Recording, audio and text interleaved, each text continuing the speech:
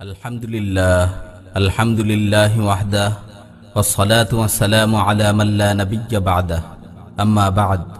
প্রিয় মুসলিম ভাই ও বোনেরা, আমেরিকা ও তার দোসররা সারা বিশ্বব্যাপী যে মতবাদ ও শাসন ব্যবস্থাকে কার্যকর দেখতে চায় তার নাম হলো ডেমোক্রেসি বা গণতন্ত্র। এটি তাদের উদ্ভাবিত এমন এক ব্যবস্থা যার মাধ্যমে তারা মূলত মানুষকে এক নতুন ধর্মে দীক্ষিত করে।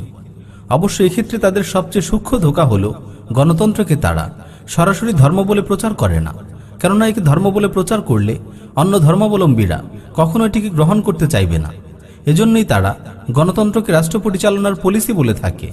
তবে এর চেয়ে উদ্বেগের ব্যাপার হলো বর্তমানের মুসলিম দাবিদার অনেক নাদান ব্যক্তি গণতন্ত্রকে আরো হালকাভাবে দেখে। তারা মনে করে গণতান্ত্রিক এই সিস্টেম সরকার পরিবর্তনের একটি মাধ্যম মাত্র, এর চেয়ে বেশি কিছু না। এমনকি এর মাধ্যমে তারা ইসলাম প্রতিষ্ঠার দিবাস্বপ্নও দেখে থাকে। এই কারণেই বর্তমানে আমরা দেখছি মুসলিমদের বিরাট একটি সংখ্যা গণতন্ত্র বুলিয়ে ওড়াতে ব্যস্ত, কিন্তু তারা ভেবেও দেখে না গণতন্ত্র বিষয়টা আসলে কি, ইসলামের সাথে কি আদৌ এর কোনো সম্পর্ক আছে। আসুন আমরা সংক্ষিপ্তভাবে গণতন্ত্রের স্বরূপ সম্পর্কে জেনে নেই। গণতন্ত্রের ইংরেজি ডেমোক্রেসি শব্দটি মূলত গ্রিক ভাষার ডেমোস ও ক্রাটোস শব্দ দুটি থেকে নির্গত। ডেমোস অর্থ জনগণ আর ক্রাটোস অর্থ শাসন বা আইন। সুতরাং ডেমোক্রেসি শব্দের শাব্দিক অর্থ হল জনগণের শাসন বা জনগণের আইন। এটি খুব কঠিন দুর্বোধ্য কোনো অর্থ নয় যে যা বুঝতে হলে বিস্তর ব্যাখ্যা বিশ্লেষণের প্রয়োজন। গণতন্ত্রের শাব্দিক অর্থ থেকে স্পষ্ট এটি ইসলামের সম্পূর্ণ সাংঘর্ষিক ও বিপরীত একটি বিষয়। তবে আশ্চর্যজনক হলেও সত্য, গণতান্ত্রিক প্রক্রিয়ায় ইসলাম প্রতিষ্ঠার স্বপ্নে যারা বিভোর তারাই কেবল গণতন্ত্রের ভুল ব্যাখ্যা বিশ্লেষণ করে থাকে। কারণ গণতন্ত্রকে তার প্রকৃত অর্থে জানলে ইসলাম প্রতিষ্ঠার কথা বলে গণতন্ত্র করার আর কোনো সুযোগই বাকি থাকবে না। তাই তারা এক্ষেত্রে সেকুলার দলগুলোর চেয়েও মুসলমানদের সাথে বেশি প্রতারণা করে, কেননা সেকুলার দলগুলো গণতন্ত্রকে গণতন্ত্রের অর্থেই জানে। গণতন্ত্রের সেই সংজ্ঞায় তারা বিশ্বাস করে যেভাবে গণতন্ত্রের প্রবক্তারা এটিকে সংজ্ঞায়িত করেছে। সুতরাং গণতন্ত্রের ব্যাপারে হাল জামানার পীর সুফিদের দেওয়া সংজ্ঞা নয়, বরং গণতন্ত্রের প্রবক্তারা যে সংজ্ঞা দিয়েছে তা জেনেই এর স্বরূপ সম্পর্কে অবগত হতে হবে। আধুনিক গণতন্ত্রের রূপকার আমেরিকান প্রেসিডেন্ট আব্রাহাম লিঙ্কন গণতন্ত্রের সংজ্ঞায় বলেছে, government of the people, by the people, for the people. জনগণের জন্য, জনগণের দ্বারা, জনগণের সরকার। সহজ কথায় গণতন্ত্রের মূল বিশ্বাস হলো জনগণই সকল ক্ষমতার উৎস। জনগণই জনগণের জন্য আইন প্রণয়ন করবে, আর সেই আইন অনুযায়ী জনগণের দ্বারা জনগণ শাসিত হবে। জনগণের খেয়াল খুশির বিপরীতে অন্য কোনো বিধান, এমনকি আসমানি বিধানও গ্রহণযোগ্য নয়। আর এই মূলনীতির ভিত্তিতেই বাংলাদেশের কুফরি সংবিধানের 7-এর 2 ধারায় বলা হয়েছে, জনগণের অভিপ্রায়ে পরম অভিব্যক্তি রূপে এই সংবিধান প্রজাতন্ত্রের সর্বোচ্চ আইন, এবং অন্য কোনো আইন যদি এই সংবিধানের সহিত অসামঞ্জস্যপূর্ণ হয় তাহা হইলে সেই আইনের যতখানি অসামঞ্জস্যপূর্ণ ততখানি বাতিল হইবে। সংবিধানের 5ম ভাগের সংসদ নামক পরিচ্ছেদে সংসদ প্রতিষ্ঠা নামক ধারায় বলা হয়েছে, জাতীয় সংসদ নামে বাংলাদেশের একটি সংসদ থাকিবে এবং এই সংবিধানের বিধানাবলী সাপেক্ষে প্রজাতন্ত্রের আইন প্রণয়নের ক্ষমতা সংসদের উপর ন্যস্ত হইবে। এভাবেই বাংলাদেশের সংবিধানে গণতন্ত্রের প্রকৃত স্বরূপেরই প্রতিফলন ঘটেছে। প্রিয় মুসলিম ভাই ও বোনেরা, মুসলিম মাত্রই এই বিশ্বাস পোষণ করে যে সার্বভৌমত্ব ও যাবতীয় শাসন ক্ষমতার মালিক একমাত্র আল্লাহ সুবহানাহু ওয়া তাআলা। পবিত্র কোরআনের সূরা ইয়াসিনের 83 নম্বর আয়াতে ইরশাদ হয়েছে, ফাসুবহানাল্লাযী বিয়াদিহি মালাকুতু কুল্লি শাই। অতএব পবিত্র সেই সত্তা যার হাতে প্রতিটি জিনিসের শাসন ক্ষমতা। কিন্তু গণতন্ত্র বলে জনগণের হাতে শাসন ক্ষমতা, জনগণই সার্বভৌম ক্ষমতার মালিক। মুসলিমদের আকীদা বিশ্বাস হলো আইন প্রণয়ন ও বিধান দানের অধিকার একমাত্র আল্লাহর। পবিত্র কোরআনের বহু আয়াতে আল্লাহ সুবহানাহু ওয়া তাআলা এই ব্যাপারে সুস্পষ্ট ঘোষণা করেছেন।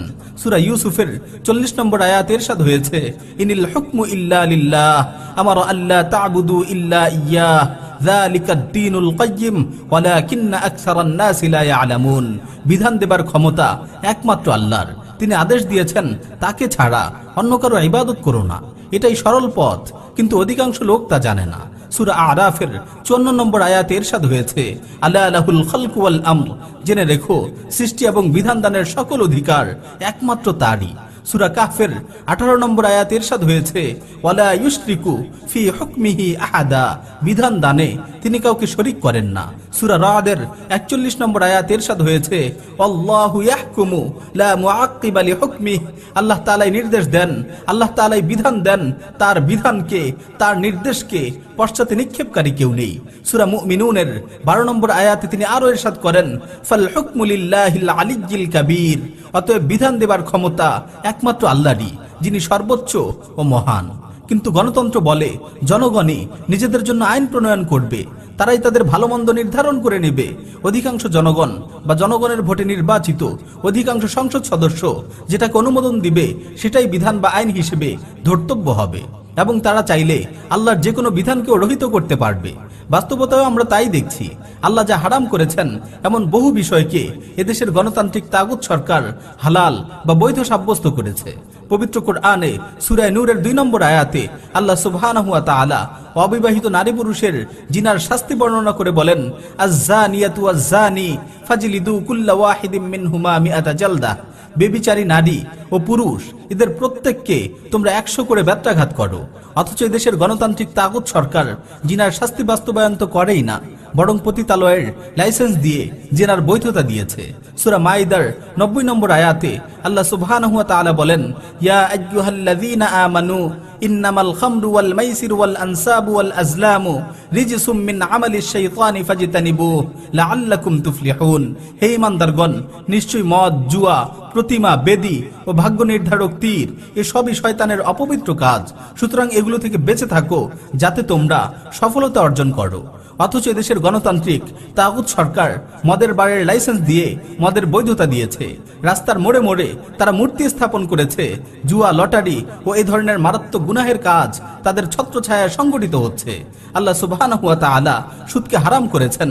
পবিত্র কোরআনে সূরা বাকারার 275 নম্বর আয়াতে তিনি ইরশাদ করেন, আহাল্লাল্লাহুল বাইআ ওয়া হাররামার রিবা, আল্লাহ ব্যবসাকে হালাল করেছেন এবং সুদকে হারাম করেছেন। সূরা বাকারার 278 ও 279 নম্বর আয়াতে তিনি আরো বলেন, ইয়া আইয়ুহাল্লাযীনা আমানুত্তাকুল্লাহ ওয়া যারু মা বাকিয়া মিনার রিবা ইন কুনতুম মুমিনিন ফাইন লাম তাফআলু ফাযানু বিহারবিন মিনাল্লাহি ওয়া রাসূলিহি। হে ঈমানদারগণ, তোমরা আল্লাহকে ভয় করো এবং সুদের যা বকেয়া আছে তা ত্যাগ করো যদি তোমরা মুমিন হও, আর যদি এটা না করো তবে আল্লাহ ও তার রাসূলের পক্ষ থেকে যুদ্ধের ঘোষণা শুনে নাও। অথচ দেশের গণতান্ত্রিক তাগুত সরকার শুধু ব্যাংকগুলোর লাইসেন্স প্রদান করেছে, সুদকে অর্থনীতির ভিত্তি হিসেবে গ্রহণ করেছে। আল্লাহ সুবহানাহু ওয়া তাআলা পর্দাকে ফরজ করেছেন, আর বাংলাদেশের কুফরি আদালত রায় দিয়েছে যে পর্দা করতে কাউকে বাধ্য করা যাবে না। এভাবেই এদেশের গণতান্ত্রিক তাগুত সরকার আল্লাহর বহু বিধানকে রহিত করেছে। তারা নিজেদের খেয়াল খুশি মতো আইন প্রণয়ন করে একটি কুফরি সংবিধান এদেশের মুসলিমদের উপর চাপিয়ে দিয়েছে। এসব তারা করতে পেরেছে একমাত্র গণতান্ত্রিক বিশ্বাস ও ক্ষমতা বলে। প্রিয় মুসলিম ভাই ও বোনেরা, গণতান্ত্রিক শাসন ব্যবস্থায় মানুষকে যে কোনো বিশ্বাসের স্বাধীনতা প্রদান করা হয়েছে। ইসলামে আকীদা বিশ্বাস পোষণ করা এই ব্যবস্থায় ঐচ্ছিক একটি বিষয় মাত্র। মুসলিমদের জন্যও নিজেদের দিন পালনের ক্ষেত্রে কোনো ধরনের বাধ্যবাধকতা নেই। কেউ চাইলে ঈমান আনতে পারে, কেউ চাইলে কাফের হয়ে যেতে পারে। অথচ আল্লাহ সুবহানাহু ওয়া তাআলা সূরা আলী ইমরানের 19 নম্বর আয়াতে ইরশাদ করেন, ইন্নাদ-দীনা ইনদাল্লাহিল ইসলাম, নিঃসন্দেহে আল্লাহর নিকট গ্রহণযোগ্য দিন একমাত্র ইসলাম। গণতান্ত্রিক ব্যবস্থায় মানুষকে মত প্রকাশের অবাধ স্বাধীনতা দেওয়া হয়েছে, আর এই স্বাধীনতাকে পুঁজি করেই নাস্তিক ব্লগাররা তাদের বিকৃত চিন্তা চেতনাকে সমাজের মাঝে প্রকাশ করে যাচ্ছে। আল্লাহ ও তার রাসূল সাল্লাল্লাহু আলাইহি ওয়াসাল্লামকে নিয়ে কটূক্তি করার দুঃসাহস দেখাচ্ছে। এসব ক্ষেত্রে সরকার তাদের শাস্তি না দিয়ে উল্টো তাদের নিরাপত্তা নিশ্চিত করে। গণতান্ত্রিক ব্যবস্থায় অবাধ ব্যক্তি মালিকানার স্বাধীনতা দেওয়া হয়েছে। এই ব্যবস্থায় কেউ চাইলে প্রচুর পরিমাণে পণ্য মজুত করে পণ্যের দাম বাড়িয়েও ব্যবসা করতে পারে। এক্ষেত্রে রাষ্ট্রের কাছে সে কোনো অপরাধী নয়। পক্ষান্তরে ইসলাম জনগণের ভোগান্তি হতে পারে এমন সকল কার্যক্রম নিষিদ্ধ করেছে। গণতান্ত্রিক ব্যবস্থা মানুষের জন্য অবাধ ব্যক্তি স্বাধীনতা নিশ্চিত করে। এই স্বাধীনতার ফলে তারা যেভাবে ইচ্ছা জীবনের চাহিদা মেটানোর অধিকার রাখে। যত্রতত্র তারা অবাধ যৌনাচারে লিপ্ত হতে পারে। কেউ ইচ্ছে করলে অন্যের স্ত্রীর সাথে পরকিয়া, নাউযুবিল্লাহ, এমনকি নিজের মা ও বোনের সাথে যৌন সম্পর্ক স্থাপন করতে পারে। ব্যক্তি স্বাধীনতার নামেই গণতান্ত্রিক বহু দেশে আজ সমকামিতা ও সমকামীদের মধ্যে বিবাহকে বৈধতা দেওয়া হয়েছে। বিবাহহীন নারী পুরুষের একই ছাদের নিচে লিভ টুগেদারকে গণতান্ত্রিক ব্যবস্থায় কোনো অন্যায় মনে করা হয় না, অথচ ইসলাম বিয়ে বহির্ভূত সকল যৌন সম্পর্ক, সমকামিতা ও লিভ টুগেদার এ ধরনের অশ্লীল ও নিকৃষ্ট কার্যকলাপকে কঠিনভাবে নিষেধ করেছে। এর জন্য ভয়ানক শাস্তির ব্যবস্থা রেখেছে। গণতন্ত্রের দৃষ্টিতে মুসলিম ও কাফিরদের মর্যাদা একই সমান। অথচ কোরআনের একাধিক স্থানে উল্লেখ আছে এবং উম্মতের ইজমায় রয়েছে মুসলিম ও কাফিরের মর্যাদা কখনো সমান হতে পারে না। সূরা আনআমের 50 নম্বর আয়াতে আল্লাহ সুবহানাহু ওয়া তাআলা বলেন, কুল হাল ইয়াস্তাউল আ'মা ওয়াল বাসীর, হে নবী আপনি তাদেরকে বলে দিন, অন্ধ ও দৃষ্টি সম্পন্ন অর্থাৎ কাফির ও মুমিন তারা কি কখনো সমান হতে পারে? গণতান্ত্রিক শাসন ব্যবস্থায় অমুসলিমরা মুসলমানদের বিচারক বা অফিসার হতে পারে, অথচ ইসলামী শরিয়া মতে কোনো কাফির মুসলিম জনসাধারণের অফিসার, জজ, বিচারক হতে পারে না। সূরা নিসার 141 নম্বর আয়াতে আল্লাহ সুবহানাহু ওয়া তাআলা বলেন, ওয়ালান ইয়াজআলাল্লাহু লিল কাফিরিনা আলাল মুমিনিনা সাবিলা, আর আল্লাহ কখনোই কোনো কাফিরদের মুমিনদের উপর কর্তৃত্ব দান করবেন না।